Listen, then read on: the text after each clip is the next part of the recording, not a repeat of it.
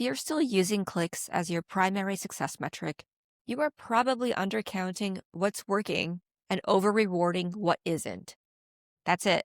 That's the thesis of this entire show.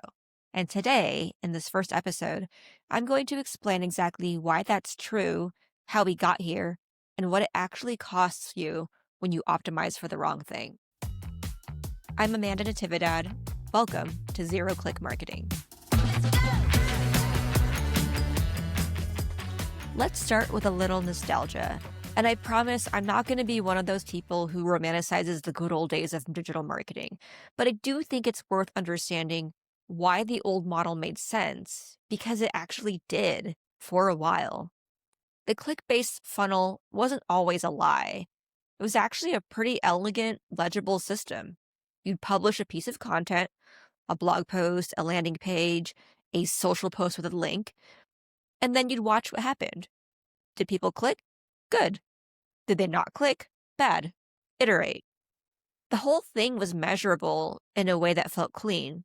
You had Google Analytics, you had UTM parameters, you had conversion tracking. You could draw a straight line from I published this to people came here to some of them bought something. Your boss loved it, your board loved it. You could build a deck around it. And look, this model worked because the ecosystem supported it. Google was sending traffic, social media platforms were sending traffic, people clicked on links and emails. If you posted a blog post on Twitter, people actually went and read the blog post.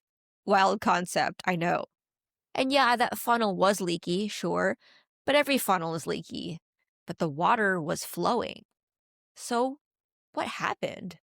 Well, that water eventually stopped flowing. Or rather, the platforms decided they wanted to keep the water for themselves. Let me walk you through this, channel by channel, because I think when you see all of it together, it becomes impossible to ignore. Let's start with Google.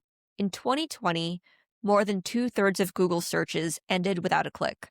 2/3. And that was 6 years ago. It's only gotten more extreme since then. Why? Because Google has systematically redesigned the search results page so that you don't even need to leave it to get your answer. You want to convert ounces to cups? The calculator is right there.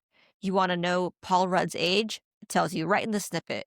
You search, what is market research? And Google just gives you a definition, related firms, books, no click required. And now we have AI overviews, which takes all of that even further. Pew Research recently found that Google users who see an AI summary in their results are less likely to click on links than the users who don't see one.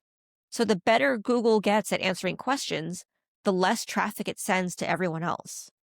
Now, let's look at social media. Instagram still doesn't let you put links in those post captions. TikTok doesn't let you link out at all. Facebook buries the posts with external links, and according to Meta's own widely viewed content report, 97% of all US post views on Facebook go to updates that don't include a link to a source outside the app. 97%. LinkedIn has never officially admitted to suppressing links, but, and I will just speak from personal experience here, I regularly see about 8 to 10 times the reach on a post when I don't include a link. It's not a coincidence. And back when Elon Musk took over Twitter and briefly open sourced the ranking algorithm, you could literally see in their code that there was a penalty for any post that included a link. It was there. So the social platforms, which used to be a massive traffic driver, now actively punish you for trying to send people off platform. Then there's dark social. Now, dark social is one of the most invisibly destructive forces in marketing measurement. It refers to traffic that comes from sources that don't pass referral data. So links shared in Slack, Discord, WhatsApp, iMessage, email. When someone clicks that link, your analytics sees it as direct traffic. No source, no context, just people appeared on your website. So if you've ever looked at your direct traffic numbers and thought, that's high, a big chunk of that is probably dark social. People are talking about you, sharing your content, clicking your links, and you have no idea. I mean, I'll say, even for us at SparkToro, when I look at our direct traffic numbers, it's something like close to 80%.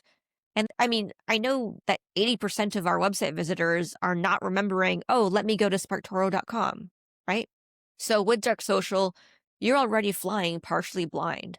And now the latest challenge is AI tools, ChatGPT, Perplexity, Gemini. These are increasingly where people are going to go get answers. And these platforms send almost no traffic. ChatGPT refers out roughly 0.2% of queries. Perplexity is under 2% because the answer happens right inside the large language model. And if your brand influenced the answer at all, you're never going to see that in your analytics. So take all of this together. Google is keeping clicks. Social platforms are keeping clicks. Dark social is hiding clicks. And AI tools are sending almost no clicks.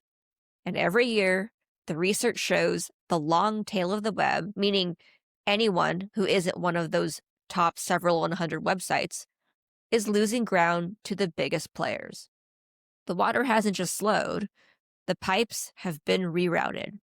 And yet, and this is the insidious part, most marketing teams are still operating as if we're in 2016.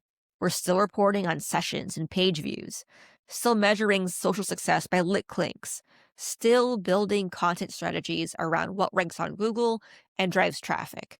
And worse, now we're just tacking on AI rankings into these content strategies as if we have any control over what those random probability machines do. And here's the thing. This isn't just a measurement problem. It's a decision problem.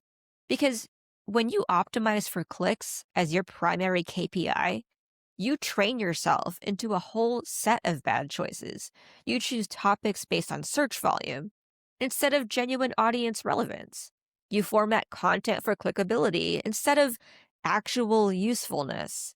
And then you write email subject lines that tease instead of deliver. You optimize for the metric instead of the outcome. Here's the part that I find genuinely fascinating and a little bit uncomfortable. Today, execution has never been cheaper. You can spin up a blog post with AI in 20 minutes. You can produce a passable video on your phone. You can run a social campaign on almost no budget. The cost to create and distribute content has collapsed. The cost to create and distribute content is so cheap now. But choosing what to execute, now that has never been more expensive, more cognitively expensive, more strategically expensive. Because if the click was your compass and now that click is unreliable, you have to develop a new compass. And that's a lot harder because you have to ask, is this content building familiarity with people who aren't ready to buy it? Is this content earning trust at scale, even if I can't trace each unit of trust back to a conversion? Is my brand showing up in the places and conversations that actually influence my buyers? There's this statistic from the Ehrenberg Base Institute for the LinkedIn B2B Institute that I keep coming back to. 95% of B2B buyers are not actively looking for a solution right now. Companies change their service providers roughly every 5 years, which means only about 20% are even in the market in a given year. So if your content strategy is entirely optimized for conversion, for traffic, for clicks, you are, at best, talking to 20% of your potential market. You are ignoring the 80% who will be in the market eventually, who are forming opinions and building preferences right now in the content they're consuming, the brands they're noticing, the names they keep seeing. The mistake we make is thinking that because something is hard to measure, it isn't working.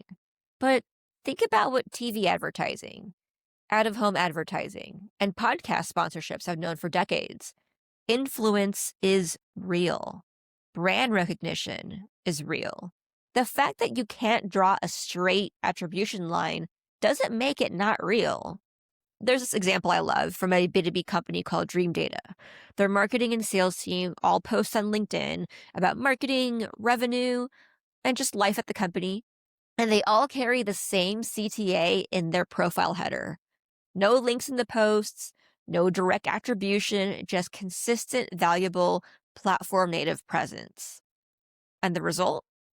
A measurable lift in booked demos. You couldn't trace a single demo back to a single post, but the lift was there. What they had to do was just look back a couple of months. Now that's the model. And by the way, none of this means don't share links ever. None of this means abandon your website or stop caring about traffic entirely. Traffic is a real number. It lives in the middle of the funnel, and it means something. It's just not the top of the funnel metric we treated it as. The top of the funnel is now impressions, attention, presence in the places your audience actually spends time. Let me give you a before and after from my own experience, because I think this makes it concrete. When I started getting serious about this work back in 2020, I was posting on Twitter, which is now X, and for a long time, my instinct was the same as everyone else's. Write a thread, put a link at the end, try to get people to click over to the full thing, drive traffic. That was the play. I had about 1,000 followers. The posts were fine. The clicks were fine. Nothing that special, really. But then I started doing something completely different. I started writing posts that were complete. Posts where the insight was in the post. Not, here's a teaser, go click to read more. But here is the actual framework. Here are the receipts. Here's the point. You don't need to go anywhere else. I gave away the punchline. I made the click additive, not required. And over the next 18 to 24 months, I went from 1,000 to over 100,000 followers. No paid amplification, just consistently giving people full value natively in the platform. And here's what I noticed.